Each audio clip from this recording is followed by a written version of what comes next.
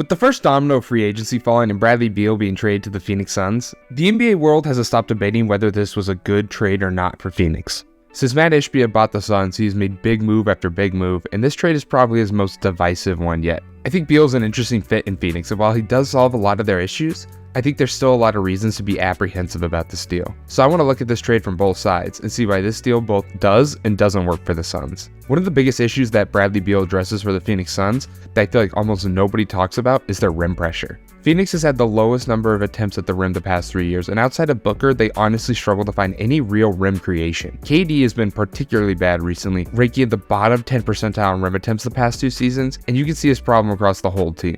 The Suns ranked bottom 4 in drives per game this past season and bottom 3 on points per drive. Unsurprisingly, this means they also find themselves bottom 4 in free throw attempts per game and take the least shots in the league less than 5 feet from the basket. Outside of Booker, Phoenix lacks any real rim creation or pressure on this team, and Beal would definitely address that problem. Beal is top 10 in drives and drive points per game in the league, and he finds roughly 31% of his attempts at the rim. Much like I mentioned about Jalen Brunson in my video on him a few months back, Beal really excels at getting to the basket by controlling his speed and tempo. Look here how Beal keeps Trae on his feet before deciding to go right past him to the basket. Beal exudes this level of confidence in almost all of his drives, and he keeps his defenders constantly respecting him. Beal is even moving all that fast here, but all the ways Beal can score means Conley has to respect him, and he routinely leverages this pressure into shots at the rim. But not only does Beal excel at getting to the basket, he finishes on 72% of his attempts at the rim, which ranks him in the 94th percentile across the entire NBA.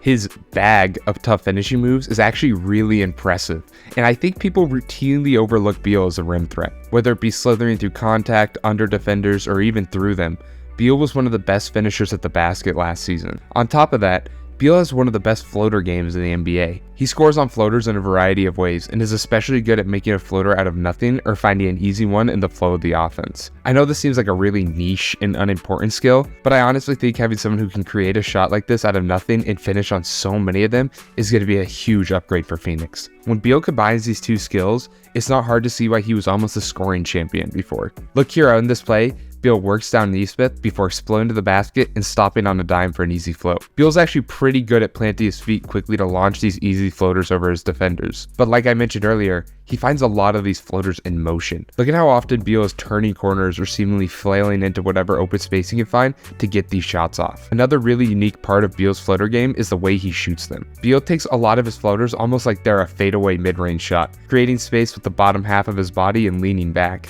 Look at how Beal launches for these floaters. He routinely has a knee forward towards the defender, almost like he's threatening to kick them. I don't know how legal this is, but look how far off defenders have to be from Beal when he goes up. He uses his knee to create the space for himself, and like I've said, it's made him one of the best players in the floater area this past year. Phoenix has really lacked a crafty rim finisher and attacker like this outside of Booker, and Beal is going to show his value in that department immediately. I can just imagine the opportunity that Beal's drives can make for Booker and Durant. And while Beal hasn't been the best passer in the league these past few seasons, he's actually been pretty good, and his pure scoring gravity has made up for what playmaking chops he's lacked. I think another important part of this is that Beal's already shown he's really good with other ball-dominant stars. Not only did he spend the first half of his career next to John Wall, he had arguably his best season with Russell Westbrook. Just because Beal has been required to take on a majority of the scoring load in Washington doesn't mean he isn't also capable of playing off the ball. I think just watching these highlights from that 2021 season with Westbrook is enough proof that Beal is not only really good at getting to his spots, but like I mentioned earlier, finding his shots just in the flow of the offense.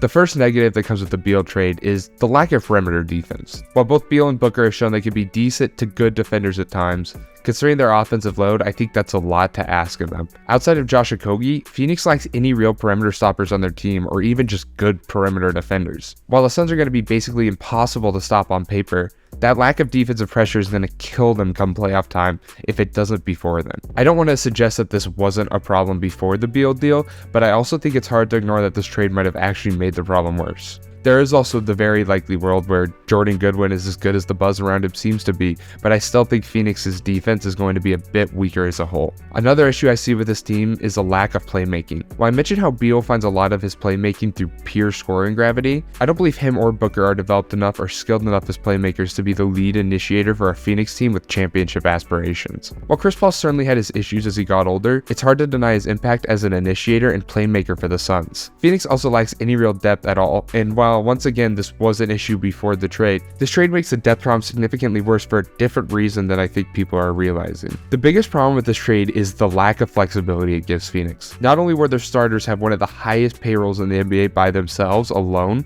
because of the new CBA, it's going to be borderline impossible for Phoenix to acquire talent. While the Suns can still sign players to the MLE and minimums currently, when the new CBA kicks in during the 2024 offseason, the Suns are not only going to lose access to the MLE, but a lot of trade flexibility too.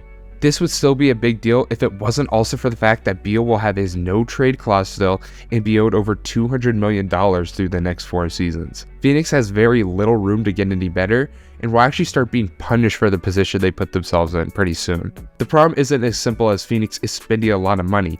It's that they are also locked into a lot of that money, and if things don't work out this time, it's not insane to say Phoenix won't be able to get out of the situation. Bradley Beal's contract, despite how good a player he is probably still one of the worst in the NBA, considering not only the amount, but the trade clause. And it was also part of the reason as to why Phoenix was able to get Beal for so little. Flipping Beal if he doesn't work out for anything near his value or pieces that could contribute to a championship team will be near impossible. I think a common misconception I see when people look at this trade is that they say the defense and depth were issues before trading for Beal that weren't just going to go away, but those are issues that are now virtually impossible for Phoenix to answer without moving on from Ayton or eventually cutting their losses with the Beal deal. Phoenix, of course, made an upgrade move in terms of talent, but I'm just not certain if that was where their priority should have been. So where does that leave me with the Bradley Beal trade? If I'm being honest, I'm not very sure. I think we could look back on this trade as a massive mistake or a steal in 4 years, and I wouldn't be surprised either way. I also think it's really hard for me to look at a team trading an aging player, Landry Shamet, and minimal draft compensation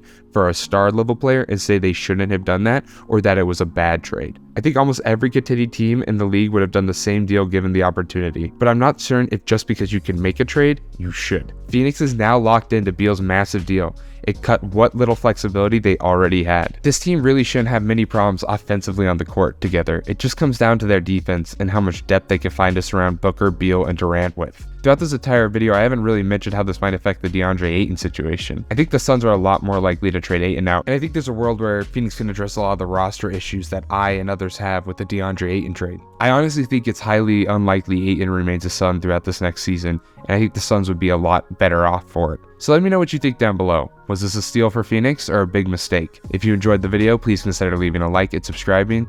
As always, thank you for watching, and peace.